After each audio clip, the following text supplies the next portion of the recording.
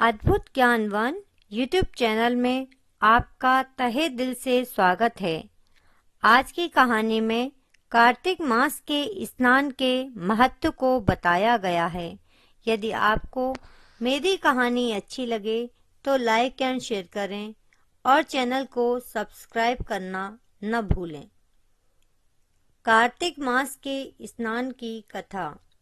निर्मला हिंदू रीति रिवाजों को बहुत मानती थी और उन्हीं के अनुसार पूजा पाठ व्रत आदि करती रहती। वह अपने जीवन में हमेशा नियमानुसार कार्तिक माह में गंगा नदी पर जाकर स्नान किया करती थी।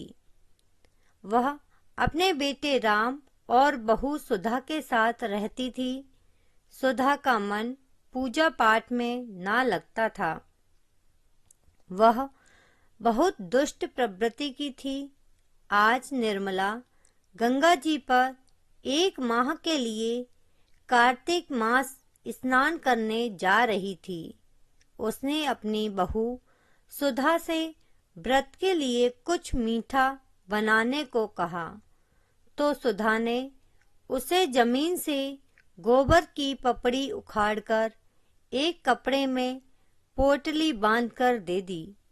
निर्मला को राम हमेशा गंगा तक पहुंचाने जाता था। राम रास्ते में अपनी माँ से बोला, माँ फलहार कर लो। तब माँ बोली कि आगे चलकर जहाँ पानी होगा वहाँ कर लूंगी। अब एक जगह बेटे को पानी दिखा तो उसने फिर कहा, देखो माँ, यह कुआं है, यहीं कुछ खा लेते हैं। दोनों माँ बेटे बैठ गए। जब निर्मला ने पोटली खोली तो उसमें गोबर के पपड़े की जगह स्वादिष्ट बर्फी थी। उन दोनों ने प्रेम से मिठाई खाई और जल पिया। थोड़ा आराम करके आगे का रास्ता तय कर गंगा जी पर पहुंच गए। राम ने अपनी माँ के लिए गंगा किनारे एक झोपड़ी बना दी और अपने घर आ गया। निर्मला नित्य सुबह ब्रह्म मुहूर्त में उठकर तारों की छांव में गंगा स्नान करती, फिर अपनी झोपड़ी में आकर भगवान का पूजन करती। उसके बाद पास में खड़े तुलसी के पौधे पर मीठा जल चढ़ाकर उसके नीचे दीपक जलाकर 108 परिक्रमा करती और अपनी झोपड़ी में आकर थोड़ा फलहार करती। आसपास की महिलाएं उसकी श्रद्धा भक्ति से बहुत प्रभावित थीं और निर्मला के पास आकर कार्तिक मास की स्नान की महिमा के बारे में पूछती। निर्मला कहती कि कार्तिक मास का स्नान शरद पूर्णिमा से शुरू हो जाता है और कार्तिक मास की पूर्णिमा तक चलता है। इस समय में जो भी महिलाएं कार्तिक मास में पूरे महीने सुबह तारों की छांव में स्नान करती हैं और व्रत करती हैं, उनके घर में हमेशा सुख समृद्धि और शांति रहती है।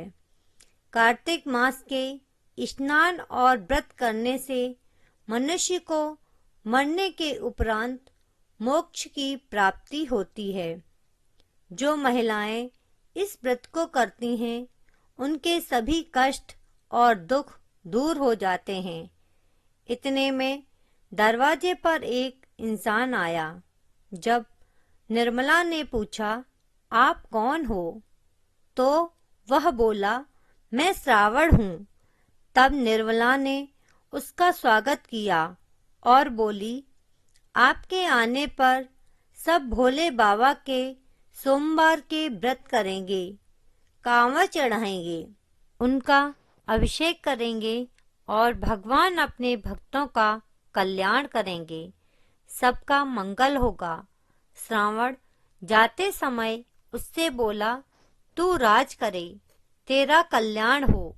निर्मला अपने व्रत पूरी निष्ठा से कर रही थी। आज आंवला नवमी थी।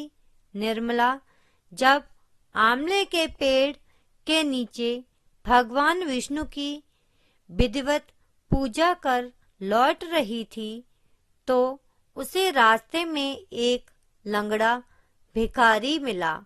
वह भीड़ में गिर पड़ा था। उसकी लाठी दूर जा गिरी। वह उठ भी नहीं पा रहा था। निर्मला ने उसे सहारा दिया और उसकी सहायता की। वह खुश होकर बोला, मैं भादवा हूँ, तेरे बच्चे हमेशा खुश रहें। और वह चला जाता है। निर्मला कार्तिक मास के स्नान बहुत ही नियम संयम के साथ कर रही थी। आज निर्मला एकादशी के दिन अपने यहाँ कथा कर रही थी तो दरवाजे पर एक ब्राह्मण देवता आए और निर्मला से बोले, मैं आसोज हूँ और मैं भूखा हूँ। तब निर्मला ने उसे प्रेम से भोजन कराया। वह खुश होकर बोले, तेरा घर धन धान्य से हमेशा भरा रहे और तेरे सभी पितरों का उद्धार हो और उन्हें मोक्ष की प्राप्ति हो। और वह वहां से चले जाते हैं। निर्मला नियम पूर्वक रोज शाम को अपनी झोपड़ी के दरवाजे पर एक दीपक जलाकर रख देती थी। एक दिन उसने देखा कि उसकी झोपड़ी के पास एक बूढ़ा आदमी ठंड से कांप रहा है। निर्मला ने पास जाकर उसे अपना कंबल दे दिया और उसके पास लकड़ी भी जला दी। उसको अब बहुत राहत मिली और निर्मला से बोला, बहन, मैं कार्तिक हूँ। तुमने मेरी परेशानी को महसूस कर मेरी सहायता की। तेरे घर में माँ लक्ष्मी की कृपा हमेशा बनी रहे और तू हमेशा ही दान धर्म करती रहे। आज निर्मला के स्नान का आखिरी दिन था। उसने विधिवत पूजा संपन्न की। आज उसका बेटा राम उसे लेने आया था। निर्मला ने अपने आसपास के लोगों से विदा लेकर घर आ गई। लेकिन सुधा को अपनी सास फूटी आंख ना सुहाती। निर्मला के आने के लिए उसने अपने घर में कोई स्वागत की तैयारी ना की। परंतु जैसे जैसे निर्मला आगे बढ़ती, उसके पैरों के नीचे फूल बिछ जाते और जैसे ही निर्मला ने अपने घर में पैर रखा, वैसे ही उसका घर एक बड़े से महल में बदल गया। उसके घर में धन धान्य की कोई कमी ना रही। सभी यह देखकर आश्चर्य में पड़ गए और पास पड़ोस के लोगों ने पूछा। तब निर्मला ने कहा, ये सब चतुर्मास श्रावण भादवा आशव कार्तिक मास में किए गए नियम पूर्वक कार्यों का फल है। जो मनुष्य भगवान के विश्राम के दिनों में अपना कार्य नियम पूर्वक करते हैं, उन्हें इसका फल जरूर मिलता है। और निर्मला ने अपने साथ हुए कार्तिक मास के समय की घटनाओं को सबको बताया।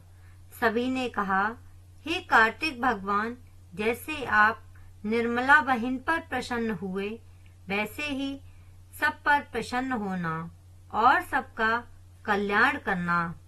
हम सभी को चतुर्मास में धर्मानुसार शुभ कार्य करते रहने चाहिए। आज के मेरे विचार अच्छे लगे तो लाइक एंड शेयर करें। मेरी कहानी को अंत तक सुनने के लिए धन्यवाद।